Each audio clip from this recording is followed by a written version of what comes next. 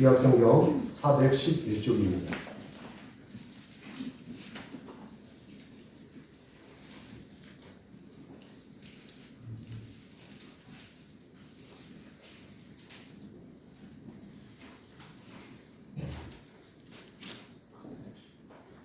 엘리가 매우 늙었더니 그 아들들이 온 이스라엘에게 행한 모든 일과 회망원에서 수종드는 여인들과 동침하였음을 듣고 그들에게 이르되 너희가 어찌하여 이런 일을 하느냐. 내가 너희의 악행을 이 모든 백성에게서 듣노라. 내 아들들아 그리하지 말라. 내게 들리는 소문이 좋지 아니하니라. 너희가 여호와의 백성으로 범죄하게 하는도다. 사람이 사람에게 범죄하면 하나님이 심판하시려니와 만일 사람이 여호와께 범죄하면 누가 그를 위하여 간구하겠느냐 하되 그들이 자기 아버지의 말을 듣지 아니하였으니 이는 여호와께서 그들을 죽이기로 뜻하셨음이더라. 이 사무엘이 점점 자라매 여호와 사람들에게 은총을 더욱 받다가 하나님의 사람이 엘리에게 와서 그에게 이르되 여호와의 말씀에 너희 조상의 집이 애굽에서 바로의 집에 속하였을 때에 내가 그들에게 나타나지 아니하였느냐. 이스라엘 모든 지파 중에 내가 그를 택하여 내 제사장으로 삼아 그가 내 제단에 올라 분향하며 내 앞에서 에봇을 입게 하지 아니하였느냐. 이스라엘 자손이 드리는 모든 화제를 내가 내 조상의 집에 주지 아니하였느냐. 너희는 어찌하여 내가 너희 처소에서 명령한 내 재물과 예물을 밟으며 내 아들들을 나보다 더 중히 여겨 내 백성 이스라엘이 드리는 가장 좋은 것으로 너희들을 살지게 하느냐. 그러므로 이스라엘 하나님 나 여호와가 말하노라. 내가 전에 내 집과 내 조상의 집이 내 앞에 영원히 행하리라 하였으나 이제 나 여호와가 말하노니 결단코 그렇게 하지 아니하리라. 나를 존중히 여기는 자를 내가 존중히 여기고 나를 멸시하는 자를 내가 경멸하리라. 보라 내가 내 팔과 내 조상의 집 팔을 끊어 내 집에 노인이 하나도 없게 하는 날이 이를지라. 이스라엘에게 모든 복을 내리는 중에 너는 내 처소의 환난을 볼 것이며 내 집에 영원토록 노인이 없을 것이며 내 제단에서 내가 끊어버리지 아니한 내 사람이 내 눈을 세잔하게 하고 내 마음을 슬프게 할 것이요 내 집에 출산한 되는 모든 자가 젊어서 죽으리라. 내 두 아들 홈니와 비누아스가 한 날에 죽으리니 그 둘이 당일 그 일이 내게 표징이 되리라. 내가 나를 위하여 충실한 제사장을 일으키리니 그 사람은 내 마음 내 뜻대로 행할 것이요 내가 그를 위하여 견고한 집을 세우리니 그가 나의 기름 부음을 받은 자 앞에서 영원히 행하리라. 그리고 내 집에 남은 사람이 각기 와서 은 한 조각과 떡 한 덩이를 위하여 그에게 엎드려 이르되 청하노니 내게 제사장의 직분 하나를 맡겨 내게 떡 조각을 먹게 하소서 하리라 하셨다 하느냐. 오늘은 우리가 설립 1주년에 더욱더 의미 있게 시간이 될 것 같습니다. 지금 이제 터키 이름이 투르키예로 이름을 국명을 바꾸신지 여기 아십니까? 터키라고 하지 않습니다. 투르키아라고 하는데 우리 전성열 형사님께서 투르키에서 사역을 하십니다. 여러분 그건 누군가 궁금하셨죠? 예.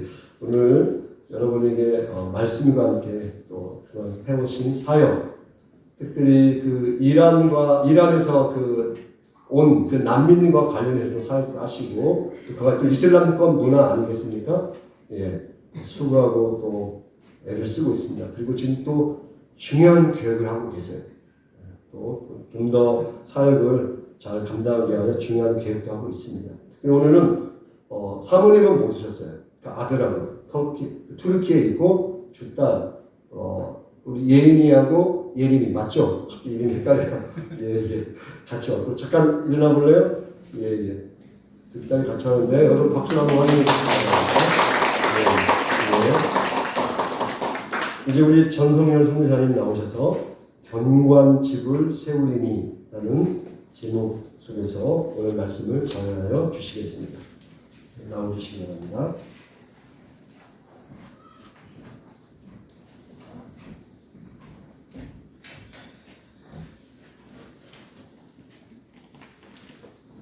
네, 너무 귀한 자리에 또 초청을 받아서 너무 감사하고요.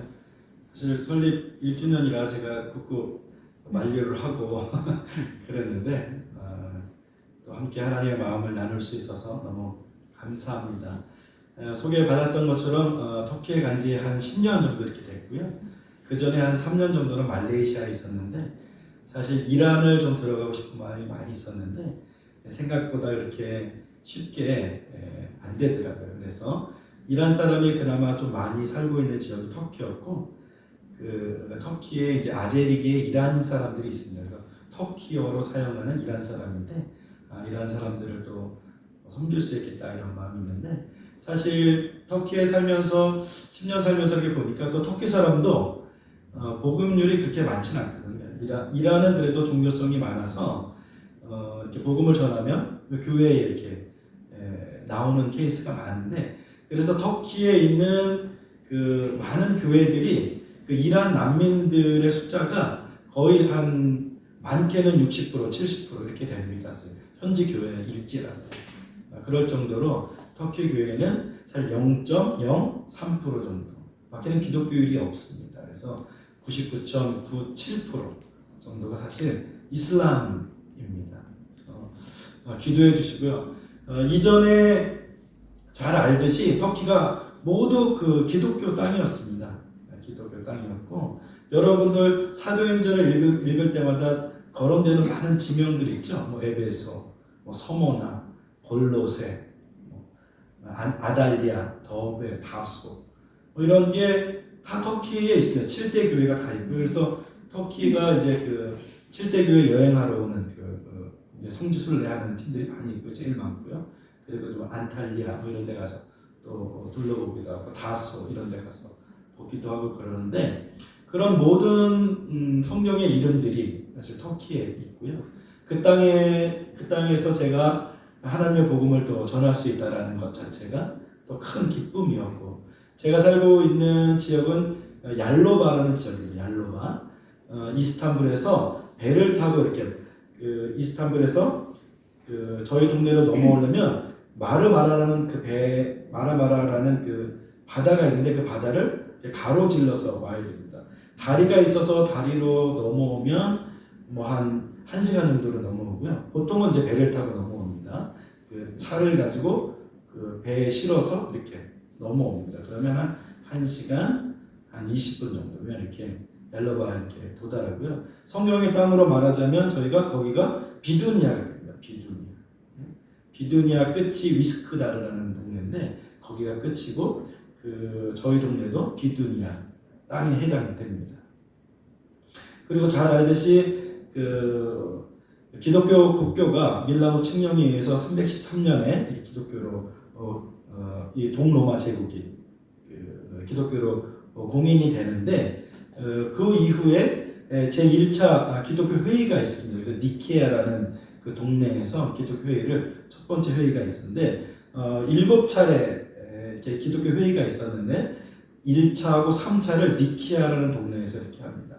그 니케아가 저희 얄로바에서 한 60km 정도 떨어져 있습니다. 그래서 차로 한 40분 정도 가면은 니케아 지역, 지금은 이즈닉이라는 그 동네입니다. 그래서 그 니케아 주교의 관할을 받고 있었던 땅인 저희 얄로바 지역이고요. 제가 이제 사진 자료를 이제 미리 목사님한테 못 보내서 죄송한데 이런 그 6세기 교회가 이렇게 남아 있습니다. 그래서 이런 교회가 이렇게 남아 있는데 이게 유일하게 이렇게 남아 있는 교회고요. 최근에 그 교회 터가 또 이렇게 발견이 됐습니다. 저희 지방이 아르메니아계 사람들이 많이 넘어와서 이렇게 살았는데 그 아르메니아 사람들이 살고 있던 그 교회 터가 이렇게 요즘에 발견돼서 발굴하고 있어요. 그러니까 313년 이후에 6세기 전후, 6세기 전후에 교회가 아주 흥왕했던 저희 동네도 그 교회가 아주 흥왕했던 그 동네고요. 10세기까지 교회가 터키 지역의 대부분의 지역에는 사실 땅을 파면 다 유적지인 거죠. 사실 어떻게 보면 교회의 터이고 또 바울이 다녔던 동네고 이런 동네입니다. 근데 이제 이제 이름을 바꾼 결정적인 계기가 있는데 터키가 이름을 바꾼 결정적인 계기가 있는데 자꾸 구글이나 뭐 이렇게 뜨면 터키 그러면 이제 칠면조가 나오고 그렇죠? 뭐 얼간이 뭐 멍청이 뭐 이런 게 나와서 이 사람들이 자존심이 굉장히 상해요. 우리는 민족성은 그게 아니다. 왜 그런가 하면 13세기 때 투르크족, 돌골족이죠. 우리나라 이제 고조선 위쪽에 있는 그 돌골족이 서진을 합니다. 서진을 해서 터키까지 정착을 하는 과정이 있는데 이 과정에서 13세기에 이 오스만 제국을 세웁니다. 오스만 제국. 이 제국이 얼마나 대단한 제국인가 하면 13세기부터 터키 공화국이 세워지기 바로 전까지, 그러니까 1920년대, 30년대까지가 오스만 제국인 거예요. 근데 대부분의 제국은 뭐 로마 제국도 그렇고, 뭐 헬라 제국, 뭐 콘스탄티노플도 그렇고, 그 이란에 있는 그 셀주크 제국, 뭐 이런 제국도 금방 이렇게 무너졌어요, 사실. 근데 이 오스만 제국은 거의 13세기부터 20세기까지, 그러니까 700년, 거의 근 800년을 그 제국으로 사는 거예요. 그래서 이 사람의, 이 터키 사람들의 민족성은 굉장히 영웅으로, 우리는 영웅이다, 영웅. 그래서 투르키예라는 뜻은 터키인들의 땅이라는 뜻이에요. 터키인들의 땅. 그래서 터키 사람이 어떤 사람이냐? 용사라는 거예요, 용사. 자신을 가리켜. 그래서 십자군 전쟁 때도 이겼고요, 사실. 이 오스만 제국이. 그리고 광활한 땅. 그래서 멀리는 이 불가리아 그 위쪽까지 땅을 차지했고, 이쪽 아프리카 북부 거의 다 차지했고, 저쪽 이라크까지 오스만 제국이 컸어요. 그래서 자기네들의 그 프라이드는 오스만 제국의 후손, 용사들이다, 용사의 땅이다. 이런 이미지 메이킹을 이제 하고 싶은 거예요. 그래서 이제 뭐 얼간이 이런 게 아니라 우리는 용사다, 이런 표현을 좀 쓰고 싶어합니다. 6세기 교회가 그 6세기 교회가 이렇게 남아 있듯이 하나님의 복음이 그 교회가 이렇게 흥왕했었는데 지금은 이슬람 세력에 의해서 그야말로 이제 성경의 표현대로라면 돌 위에 돌 하나도 남지 않은 그런 나라가 되었어요. 특별히 제가 라오디게아 교회 옆에 있는 골로새 교회를 가봤어요. 골로새 교회. 골로새 교회는 이제 골로새 교회가 터키에 있었나 뭐 이렇게 의심이 될 정도로 저도 모르고 있었는데 실제로 라오디게아에서 한 60km, 거기다 한 60km 정도 떨어졌어요. 그래서 이쪽 동쪽으로 이제 아주 작고 아담한 마을에 이렇게 있어요. 오네시모의 고향이 거기고 디모데의 고향이 거기입니다, 사실. 골로새. 근데 교회터가 큰 언덕 위에 이렇게 있는데 거짓말 안 하고 교회라는 흔적을 찾아볼 수 없고 돌 위에 돌 하나가 남지 않는 그냥 덩그러니 풀밭, 큰 산 위에 큰 밭, 풀밭, 그리고 뭐 돌조각 몇 개, 이게 다예요. 그렇게 아름다운 동네의 교회터. 그 옛날은 너무 흥황하고 너무 아름다운 그 복음이 흥황했던 나라인데 그야말로 지금은 기독교 역사를 지금 이제 지금 정부가 친이슬람 정책을 계속 쓰고 있습니다. 그래서 기독교적인 색깔을 이제 의도적으로 자꾸 이렇게 없애려고 합니다. 그래서 지금 가장 유명했던 우리가 콘스탄티노플로 사용했던 그 성전 이름이 하기야 소피아라는 그 교회인데 지금은 2년 전에 사원으로 바꿔버렸어요. 모스크로 바꿔버렸어요. 그래서 옛날에는 거기에 입장하려면 비용이 꽤 많이 들었거든요. 그리고 대부분의 사람들은 거기를 주 목적으로 이렇게 오거든요. 근데 거기를 무료 입장으로 이제 돈 안 내고 들어가지만 이제 모스크로 바꿔가지고 이제 뭐 파란 그 카페트 다 깔려 있고요. 옛날에 2층까지 올라가서 사실 2층에 볼 게 많거든요. 뭐 예수님 성화라든지 베드로 성화라든지 이런 게 많고 뭐 천국의 문 뭐 이런 게 다 있는데 거기를 못 올라가게 막아놨어요. 그냥 볼 수 있는 건 그냥 덩그러니 이렇게 홀 같은데 거기만 볼 수 있어요. 그래서 그것도 이제 벽마다 다 덧칠한 게 있어서 여기가 정말 교회였나 이럴 정도로 거의 그런 땅으로 이렇게 바뀌었습니다. 이런 땅에 하나님의 교회가 다시금 세워질 수 있으면 좋겠고요. 제 마음에 그럼에도 불구하고 하나님은 일하신다는 것, 그럼에도 불구하고 하나님은 역사하신다는 것. 우리가 이 나무 교회를 보면서 저도 이제 굉장히 감격스러웠다는 게 이런 것인데, 코로나 기간에 개척을 하셔가지고, 물론 제가 평창에 있을 때 그 로뎀나무였을 때부터 제가 이제 목사님과 교제했고, 저가 이제 첫 그 사역지가 이제 남은교회라고 이렇게 제가 전도사 첫 시절할 때 처음 교회였는데, 사실 그때 목사님을 처음 배웠고, 목사님과 그 남은교회 목사님 정성현 목사님이신데, 그 목사님으로부터 목회를 참 많이 배웠습니다. 특별히 우리가 기독교를 뭐 개독교 이렇게 얘기하고 천박한 기독교 이렇게 우리가 치부받고 하는데, 정돈되고 정갈하고 하나님의 신자다움을 계속 추구하는, 그래서 신자다움이 무엇이냐라는 것을 제가 많이 배웠습니다. 그리고 아마 여러분들에게도 아마 그런 걸 많이 강조하지 않을까. 정말 신자다움이 무엇인가, 하나님의 정돈되었다는 것 무엇인가, 그리고 견고한 집을 세워가는 것이, 오늘 제목이 이제 견고한 집을 세워가는 것인데, 견고한 집을 세워가는 것이 단지 건물이 아름다운 것으로 세워가는 것이냐. 우리가 그런 질문을 할 때마다 그렇지 않다라고 우리가 결론을 내릴 수 있다는 것이죠. 건물로 세워져 가는 것이 아니라 그 안에 있는 내용들, 성품들, 그렇죠? 이런 것들이 얼마나 하나님 앞에 하나님으로부터 칭찬받아지고, 또 우리가 하나님 앞에 정당한 신자의 태도로 그에게 영광을 돌리는가, 이것이 관건이라는 것이죠. 오늘 이 견고한 집을 세우리니, 이 표현은 어떤 집을 세운다기보다는 하나님으로부터 복을 받는 자라는 뜻입니다. 영어 성경은 조금 더 명확하게 나와 있는데, 내가 너 자손과 너와 너 자손을 축복하겠다라는 뜻입니다. 견고한 집을 세우겠다라는 의미는. 결국 충실한 제사장을 세우는 것도, 견고한 집을 만들어가는 것도 내 자신이 뭔가 하겠다라는 결정과 의도가 아닌 하나님으로부터 주어지는 것, 하나님의 의도가 우리의 삶 속에서 나타내어져 가는 것, 그것이 훨씬 더 중요한 포인트다라는 것이죠. 말씀을 좀 나눠보면, 오늘 이 사무엘상 2장, 역사서의 시작이죠. 어떻게 보면 역사서의 시작은 사무엘상으로 시작되는데, 물론 여호수아, 사사기, 사무엘상기, 여호수아부터 시작되지만 왕들의 역사는 사무엘상부터 시작되는데, 이 왕들의 역사를 시작하면서 오늘 보면 이 엘리 제사장이라는 사람을 거론하고요, 엘리 제사장의 멸망을 거론하고 있어요.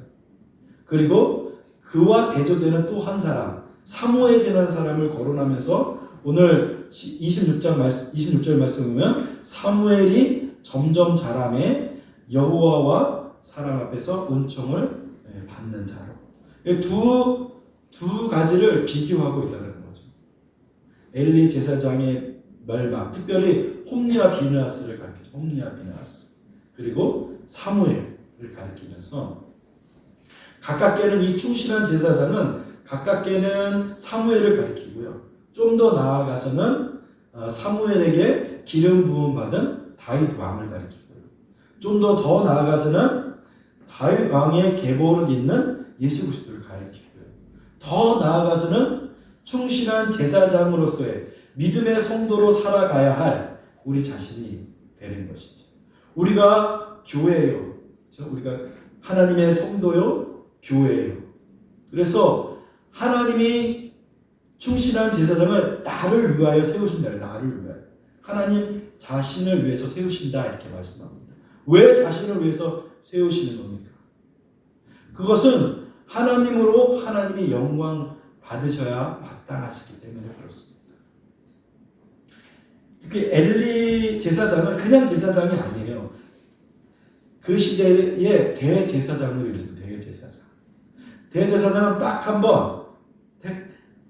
번 지성소에 들어가서 하나님을 예배하는 그런 신분으로 모든 백성을 돌보고, 또 재판하고 심판하고, 돌보고 섬기고 예배의 자리로 이끄는 아주 중요한 역할을 하고 있는 대제사장 역할을 하고 있고요. 그 두 아들, 물론 제사장 그룹이 많았지만 그 두 아들 홈리와 비누아스도 제사장 그룹이었습니다.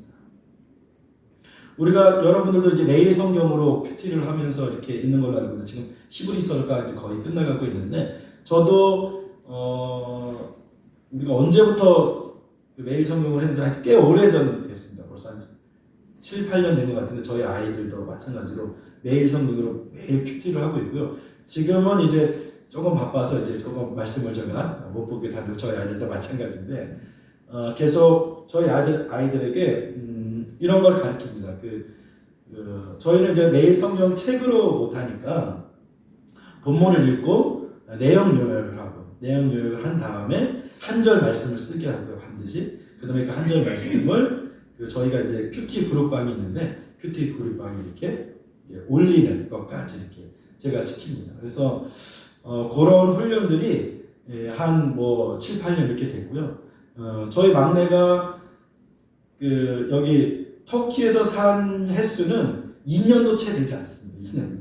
2년 되지 않는데 3년? 한국에서 산 횟수 2년도 채 되지 않는데 한국말을 굉장히 잘합니다. 굉장히 잘하고 물론 터키 말은 저보다 훨씬 잘하고요. 훨씬 잘하고 그래서 저희 집안은 터키 말을 제일 잘하는 아이로 이렇게 인정해 주세요. 제가 제일 못하고 그래서 한국말을 외국에 사는 한국 사람 중에는 굉장히 잘합니다. 그래서 그 원인이 뭔가 하면 매일 그렇게 막내는 이제 그 내용 요약은 못해도 이제 한 절 말씀 쓰는 거는 꼭 시켰거든요. 첫째, 둘째는 이제 내용 요약도 하게. 그래서 그런 효과가 좀 있는 것 같습니다. 그래서 우리 매일 성경을 보면서 늘 말씀 앞에 나아가는 훈련들을 살았고요. 그래서 사무엘과 이 엘리 두 아들의 비교를 계속 하는 주의 이 왕들의 역사 가운데 주의 포인트는 오늘 우리가 30절 말씀에 읽었듯이 나를 존중히 여기는 자로 살 것인지, 그렇죠? 나를 경멸하는 자로 살 것인지, 너의 마음의 판단이 우리 마음의 태도가 어떠한지에 대해서 하나님이 그 교회를 사실 그 집안을 멸하시기도 하고 흥왕하기도 하시고 하나님의 사람으로 쓰기도 하시고 또 그렇지 않게 아까 우리가 이제 설교했듯이 포도나무가 가지가 잘리는 그런 농부편에서는 사실 가지를 많이 잘라줘야 더 풍성한 열매를 맺을 수 있습니다. 제가 이제 터키에서 텃밭도 조금 하는데 제가 이제 씨를 너무 많이 뿌려서 사실 그걸 많이 솎아줘야지 이렇게 나중에 더 많은 걸 하는데 솎아지질 않아서 농사를 망칠 때가 많이 있는데 결국 하나님의 사람으로 우리의 마음의 태도가 무엇인가를 어떤 마음으로 전된되어지는지를 잘 보셔야 한다는 거죠. 사무엘상을 쭉 보셔서 알겠지만 이제 사무엘이 기름 부음 받은 사람이 2명 있습니다. 첫 번째 사람은 사울 왕이 되고요. 두 번째 왕은 다윗 왕이 됩니다. 그래서 아까도 얘기했지만 35절에 이미 내가 나를 위하여 충실한 제사장을 일으키리니 그 사람은 내 마음 내 뜻대로 행할 것이라 내가 그를 위하여 견고한 집을 세우리니 그가 나의 기름 부음 받은 자 왕이죠. 왕. 그가 나의 기름 부음 받은 자 왕인데 이 왕이 이 기름 부음 받은 자가 누군가 하면 사실 첫사람 사울 왕을 가리키는 것이 아니고요. 다윗 왕을 가리킵니다. 이미 사무엘상 2장을 쓸 때부터 다윗 왕을 전제하고 쓰고 있다는 것이죠. 여러분 잘 알겠지만 사울 왕은 철저히 사람의 요구에 의해서 사람들의 의도에 의해서 세워진 왕이었습니다. 그걸 하나님이 용인한 것뿐입니다. 만약 사울이 하나님의 뜻에 맞게 오늘 30절 말씀에 하나님을 존중하는 마음으로 그가 살았다면 이 왕들의 역사는 또 달라졌을 것이라는 거죠. 이스라엘은 어떤 민족인가 하면 제사장 나라라고 우리가 표현해요. 제사장 나라. 이게 무슨 표현인가 하면 하나님과 이스라엘 백성 사이에 그 무엇도 존재하지 않는 하나님의 전적인 통치만이 이루어지는 그 나라. 그래서 하나님과 교제하고, 그래서 어떤 전쟁에 나갈 때든지, 그렇죠? 어떤 예배를 드릴 때든지 반드시 해야 될 건데 하나님께 꼭 물어봐야 됩니다. 하나님, 전쟁 하나 나갈까요? 하나님, 블레셋 족속을 치러 갈까요? 이걸 반드시 하나님께 묻고 가야 돼요. 그리고 답을 얻고 가야 돼요. 답이 안 되면 기다려야 돼요. 기다려야 돼요. 사울 왕이 왕이 된 지 2년, 딱 2년 후에 블레셋 족속이 쳐들어와요. 그리고 백성은 두려워요. 두려워서 떨고 군사들은 하나둘씩 막 빠져나가요. 그렇죠? 저라도 빨리 어떻게든 전쟁을 하든지, 그래서 전쟁을 승리하고 싶고 빨리 전쟁을 하고 싶은 마음이 있어요. 그러나 이스라엘 백성의 그 민족성, 그 내용을 보자면 그렇게 하면 안 되는 거예요. 사무엘을 기다려요. 사무엘 끝까지 기다려서 그럴지라도. 근데 사울이 변명을 이렇게 합니다. 부득이해서. 어쩔 수 없이. 이 딱 두 가지 표현입니다. 내가 부득이해서. 어쩔 수 없이 예배를 내가 먼저 드리고 이제 전쟁을 곧 하려고 했습니다.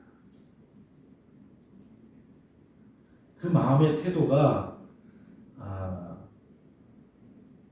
하나님을 존중히 여기지 않는, 그렇죠? 오늘 표현대로라면 경멸히 여기는 그 마음의 태도를 우리가 읽을 수 있습니다. 그래서 이스라엘 역사의 이제 통합 이 왕의 세 명이 나오는데 사울과 다윗과 솔로몬 이렇게 나옵니다. 그래서 우리가 이렇게 표현합니다. 사울 왕을 무심한 왕, 이렇게 하나님께 대하여 무심했다는 거죠. 무심. 마음이 없어요. 처음부터 없었어요. 처음에 조금 겸손한 것 같았는데 겸손한 척을 한 거지 겸손하지 않았다는 거죠. 오늘 이 본문을 보자면, 그리고 그가 살았던 내용을 보자면 처음부터 무심했다. 두 번째 왕 다윗 왕은 우리가 표현하면 전심했다. 전심. 하나님 앞에 전적으로 예배를 드린, 하나님께 전심으로 그 마음을 드린 왕이었다 이렇게 표현합니다. 그래서 오늘 본문 말씀에 내 마음과 내 뜻대로 행할 자 이렇게 얘기해요. 그래서 우리가 다윗 왕을 표현할 때 하나님과 그 마음이 합한 자 이렇게 표현하지 않습니까? 세 번째 왕 솔로몬 왕은 우리가 반심을 반쪽을 처음에는 하나님의 성전을 막 짓고 예배를 드리고 막 그랬습니다. 물론 다윗 왕이 다 재료를 준비했지만 결국 성전을 마무리한 왕 솔로몬 왕이지 않습니까? 거기까지 좋았어요. 거기까지 좋았는데 그 이후에 하나님 앞에 멀어지기 시작하면서 뭐 궁녀가 몇천 명만 이렇게 되고 그런 걸 보지 않습니다. 하나님의 요구에 의해 세워진 사울 왕은 그의 몰락을 우리가 볼 수 있습니다. 하나님을 능멸하는 자, 멸시하는 자의 그 결말을 우리가 볼 수 있는 것이죠. 한편으로는 다윗 왕은 사실 철저하게 하나님을 존중히 여기는 자로, 하나님 앞에 그 마음이 합한 자로, 그 마음의 중심을 하나님 앞에 둔 자로 하나님에 의해 세워진 왕으로 그가 살고 있습니다.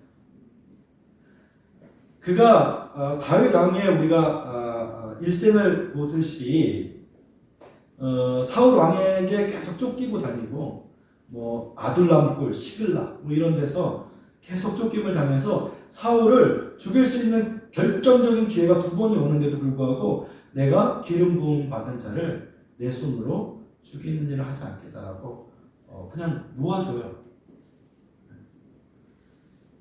인간적으로는 그냥 빨리 나를 괴롭히는 그 사람을 빨리 해결하고 편하게 살고 싶은 마음이 있어요. 사실. 근데 그렇게 하지 않아요. 그렇게 어려운 상황에서도, 그렇죠? 전쟁을 치를 때에도, 골리앗을 물리칠 때에도 수많은 사람들이 그에게 몰려올지라도 그 마음의 중심이 결코 변하지 않는 그 마음의 중심으로 살아냈다는 것이죠. 이제 1주년을 맞이하는데 내년 2주년, 또 10년, 또 100년 이렇게 우리의 교회가 영원했으면 좋겠죠. 우리의 교회가 부흥하고 견고한 집을 세우는 제 1차 목표는 사실 이 교회를 채우는 게 여러분의 큰 책임입니다. 어떻게 보면. 그래서 이 집을 좀 잘 채우십시오. 그것이 하나님의 교회를 섬기는 제1의 우리의 큰 책임이라 생각하는데, 근데 제가 사진을 보여줬지만 이 교회가 영원하지 않습니다. 영원하지 않습니다. 1000년을 버티고 섰던 이 교회가 1000년 후에 이렇게 변했고요. 그냥 이렇게 남아있다는 것이죠.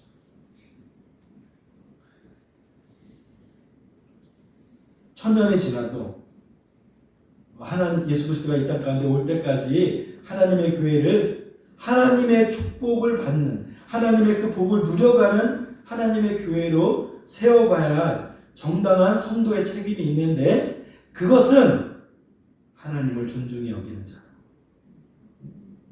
하나님 앞에 우리 스스로가 충실한 제사장으로 살아가는 그 다짐이 우리 모두에게 있지 않으면 이렇게 된다는 거죠. 그 마음의 준비가 되셨습니까? 저 역시 하나님의 교회를 올해는 좀 개척하고 싶다라는 이런 마음을 생겨서 지금 기도하고 있습니다. 어떻게 세워야 할지, 어떻게 교회를 시작해야 될지는 저도 좀 더 기도하고 이렇게 해야 되는데, 그러나 여러분과 제 마음이 크게 다르지 않다고 생각합니다. 이제 1주년이 된 우리 나무교회, 그리고 또 제가 시작하고자 하는 하나님의 교회, 그리고 우리의 교회가 영원해질 수 있도록 하나님으로부터 충실한 제사장으로 세워져 가는 그 하나님의 사람들이 계속 많아지는 그 마음이 결코 다르지 않다고 생각합니다. 따라서 집을 세우는 자는 견고한 집, 하나님의 교회는 그 집을 세우는 자들의 마음의 태도에 달려있다고 생각합니다. 제가 고향이 원주입니다. 원주. 제가 너무 늦게 얘기를 했는데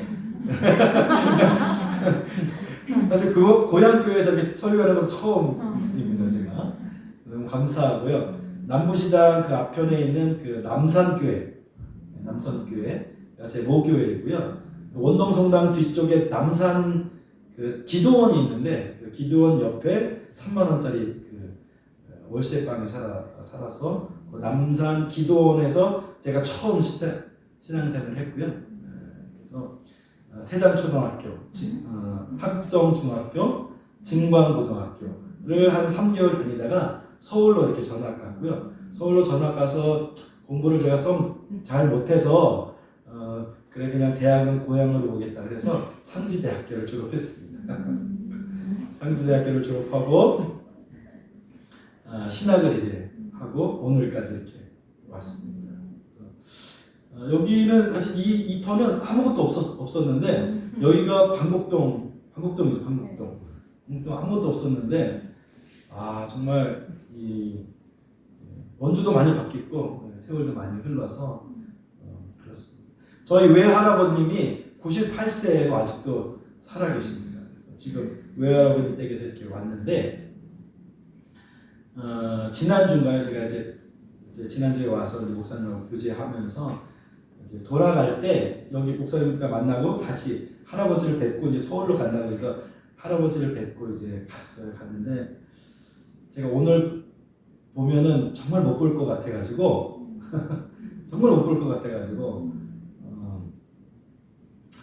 이제 그 저희 외삼촌이 있는데, 외삼촌한테 이제 할아버지 모시고 교회 좀 다니면 안 되겠냐고 제가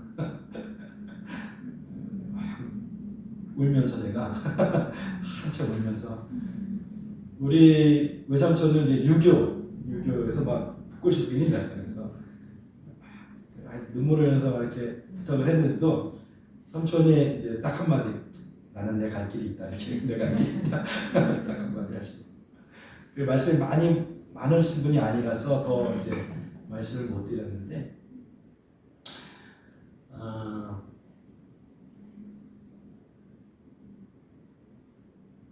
제가 지금껏 이 자리에 있는 것까지 물론 우리 선진들이